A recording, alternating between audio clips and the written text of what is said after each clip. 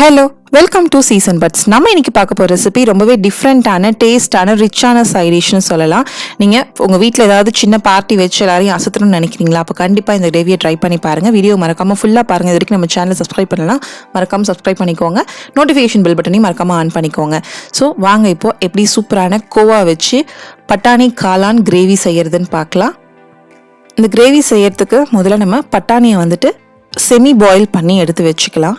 அதுக்கு நல்லா தண்ணி கொதிக்கும் போது ஒரு கப் தண்ணியில் நம்ம வந்துட்டு 150 கிராம் பட்டாணி நல்லா கழுவிட்டு சேர்த்துருக்கோம். ஸோ இந்த தண்ணி நம்ம அப்படியே வந்துட்டு கிரேவிக்கும் ஆட் பண்ண போகிறதுனால தண்ணி நீங்கள் அளவாக சேர்த்துக்கோங்க, ரொம்ப ஜாஸ்தி வைக்க வேண்டாம்.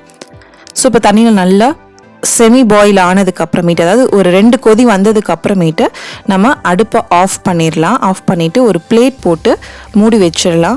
அந்த ஹீட்லேயே உங்களுக்கு பட்டாணி நல்லா குக் ஆகிருக்கும்.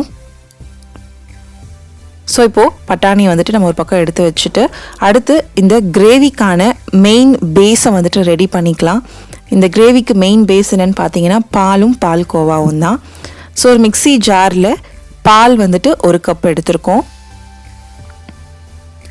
அது கூடவே வந்துட்டு கோவா, சர்க்கரை இல்லாத கோவா வந்து 150 கிராம். பட்டாணி எவ்வளோ எடுத்துக்கிறோமோ அதுக்கு ஈக்குவலாக வந்துட்டு நான் கோவாவும் எடுத்திருக்கேன். ஸோ எவ்வளோ கிராம் கணக்கு. ஸோ இப்போது எல்லாத்தையும் நல்லா மிக்ஸ் பண்ணுறதுக்கு நம்ம 1 இல்லைனா 2 பல்ஸ் கொடுத்தோம் அப்படின்னா உங்களுக்கு பாலும் பால் கோவா நல்லா மிக்ஸ் ஆயிரும். ஏன்னா பார்த்தீங்கன்னா கட்டியாக இருக்கிற மாதிரி இருக்குது. அதனால் வந்துட்டு நான் மிக்சியில் போட்டு ஒரு பல்ஸ் பண்ணி க்ரீமியாக நான் எடுத்து வச்சுருக்கோம். ஸோ இப்போது பேஸ் வந்து ரெடி. அடுத்து கிரேவிக்கு ஒரு கடாயில் 2 குழிக்கரண்டி எண்ணெய் சேர்த்துக்கலாம். நான் வந்துட்டு கடலை எண்ணெயும் தேங்காய் எண்ணெயும் மிக்ஸ் பண்ணி சேர்த்துருக்கேன். ஏன்னா நல்லா சூடானதும் 1 டீஸ்பூன் ஜீரகம் சேர்த்துக்கலாம். ஜீரகம் நல்லா பொரிஞ்சு வரட்டும்.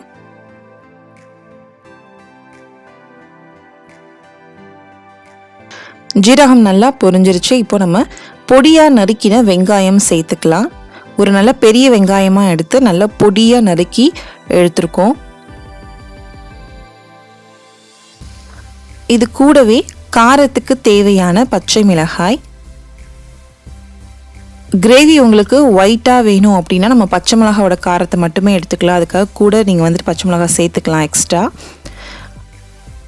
இல்லை கலராக வேணும் கிரேவி அப்படின்னு நினச்சிங்கன்னா நீங்கள் வந்துட்டு பச்சை மிளகாவை குறைச்சிட்டு மிளகாய் தூள் சேர்த்துக்கலாம்.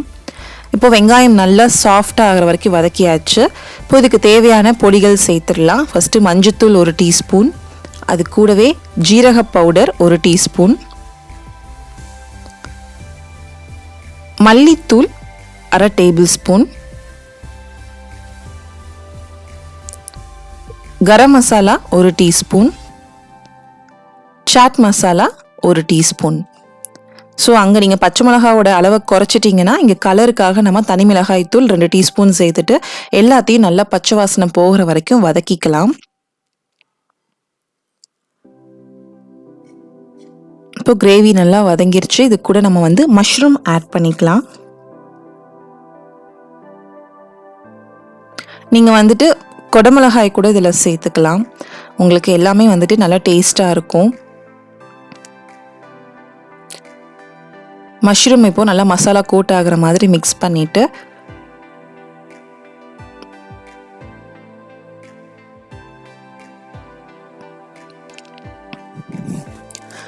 அது கூடவே நம்ம இப்போது வேக வச்ச பட்டாணியும் சேர்த்துக்கலாம். அந்த தண்ணியை வந்துட்டு நம்ம வேஸ்ட் பண்ணாமல் இந்த கிரேவிக்கு சேர்த்துடலாம். அதனால் நம்ம வேக வைக்கும் போது கம்மியான தண்ணியை யூஸ் பண்ணால் எல்லா தண்ணியுமே நம்ம இதில் ஆட் பண்ணிக்கலாம். இப்போ அந்த தண்ணியுமே நம்ம ஆட் பண்ணிவிட்டு இப்போது பட்டாணி, அந்த மசாலா, மஷ்ரூம் எல்லாமே வந்துட்டு நல்லா பிளெண்ட் ஆகிறதுக்காக 2லேருந்து 3 கொதி நல்லா வர வரைக்கும் வெயிட் பண்ணலாம். ஸோ இந்த மாதிரி கிரேவி நீங்கள் டேஸ்ட் பண்ணிட்டீங்க அப்படின்னா அதுக்கப்புறமேட்டு குழந்தைங்க கூட விரும்பி சாப்பிட்ற அளவுக்கு திரும்ப திரும்ப கேட்பாங்க. தேவையான அளவு உப்பும் சேர்த்துட்டு எல்லாத்தையும் நல்லா ஒரு தடவை மிக்ஸ் பண்ணி விட்டுட்டு கொதி வர வரைக்கும் வெயிட் பண்ணலாம்.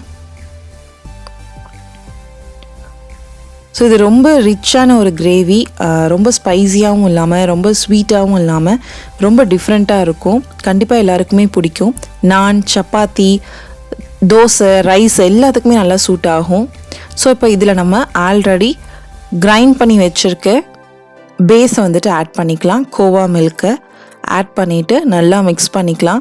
உங்களுக்கு பார்க்க கோவா திக்காக இருக்கிற மாதிரி தான் இருக்கும். ஆனால் அந்த கிரேவியில் ஆட் பண்ணி நம்ம மிக்ஸ் பண்ணும் போது உங்களுக்கு நல்லா வந்துட்டு கரைஞ்சிரும் அந்த கோவா. ஸோ இது கூட நான் வந்துட்டு கொரியாண்டர் லீவ்ஸும் சேர்த்துட்டு நல்லா மிக்ஸ் பண்ணிவிட்டு ஒரு பிளேட் போட்டு மூடி வச்சுட்டு 5 to 10 minutes வந்துட்டு நம்ம நல்லா குக் பண்ணிக்கலாம். கொரியாண்டர் லீவ்ஸோட ஃப்ளேவர் பிடிக்கிறவங்க நடுவில் சேர்த்து கொதி விட்டுக்கலாம். இல்லை எனக்கு வந்துட்டு கொரியாண்டர் லீவ்ஸ் வந்துட்டு அதிகமாக வேண்டான்னா நம்ம ஃபைனலாக கார்னிஷ் பண்ண மட்டும் யூஸ் பண்ணிக்கலாம். இது ஆப்ஷனல் தான். ஸோ இப்போ ஒரு பிளேட் போட்டு மூடிட்டு 5 minutes வந்துட்டு நல்லா குக் பண்ணிக்கலாம். இப்போது 5 minutes ஆயிடுச்சு. ஓப்பன் பண்ணி பார்த்துடலாம். பார்த்திங்கன்னா நல்லா கொதி வந்திருக்கு. உங்களுக்கு கிரேவி வந்துட்டு ரொம்பலாம் திக்காக ஆகாது. ஏன்னா கிரேவி கூல் ஆகும் போது தான் உங்களுக்கு ஆறும் போது தான் அந்த திக்னஸ் கிடைக்கும். பட் வந்து எல்லாமே நல்லா பிளெண்டாக இருக்கும். இதே நீங்கள் மிளகாய் தூள் சேர்த்துருந்தீங்கன்னா இந்தளவுக்கு கிரேவி ஒயிட்டாக இல்லாமல் கொஞ்சம் கலராக இருக்கும். ஸோ இப்போ ஃபைனலாக நம்ம வந்துட்டு கொத்தமல்லி தழை திருப்பியும் சேர்த்து நல்லா கார்னிஷ் பண்ணிவிட்டு அடுப்பை ஆஃப் பண்ணிடலாம். நீங்கள் ஒரு 15 to 10 minutes நீங்கள் வந்து அடுப்பை ஆஃப் பண்ணிவிட்டு வச்சுருந்தீங்கனாலே கிரேவி நல்லா திக்காயிரும். ஸோ கண்டிப்பாக இந்த ரெசிபியை ட்ரை பண்ணி பார்த்துட்டு பண்ணுங்கள். சுவையான கோயா மட்டர் மஷ்ரூம் கிரேவி உங்களுக்கு பிடிச்சிருந்தா மறக்காம நம்ம சேனல் சப்ஸ்கிரைப் பண்ணுங்கள், ஷேர் பண்ணுங்கள், கமெண்ட் பண்ணுங்கள். உணவே மருந்து, மருந்தே உணவு, அதுவே நம் பாரம்பரியம். தேங்க்ஸ் ஃபார் வாட்சிங் திஸ் வீடியோ.